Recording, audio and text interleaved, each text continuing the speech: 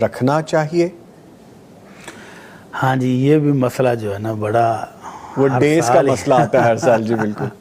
اس مسئلے کو سمجھنے کے لیے اگر ہم تھوڑا سا پیچھے چلے جائیں نا 40-50 سال، جب فون نہیں تھے اور انٹرنیٹ بھی نہیں تھا، ٹھیک، اور ہمیں یہ معلومات نہیں ملتی تھی کہ حاجی کس دن عرفات میں تھے، جی، تو اس وقت بھی تو پوری دنیا میں لوگ عرفہ کا روزہ رکھتے تھے نا.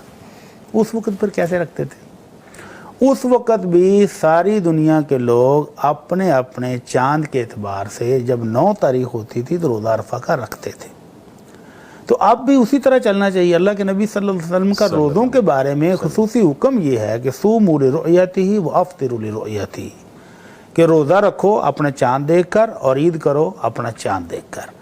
تو ہم نے چاند کو اعتبار سے روزہ رکھنا ہے عرفہ کا. اب مسئلہ یہ بھی ہے، کچھ لوگ کہتے ہیں جی وہ سعودیہ میں چونکہ وہاں پر ہے تو 8 تاریخ ہو، ہماری یہاں 8 ہوگی اور ادھر 9 ہوگی. تو کچھ ملک سعودیہ سے بھی آگے ہیں. 1-2 ملک ایسے ہیں غالباً تیونس اور ناروے وغیرہ جو سعودیہ سے بھی روزت ان کی 1 دن آگے ہے، تو پھر وہاں پر تو عید ہوگی اس دن. تو اس لیے ان تمام مسئلوں کا حل ایک ہی ہے کہ سنت کے مطابق اپنی اپنی رویت کا اعتبار کریں، اپنے اپنے ملک میں چاند کے اعتبار سے 9 تاریخ کا روزہ رکھیں، انشاءاللہ وہی عرفہ کا روزہ.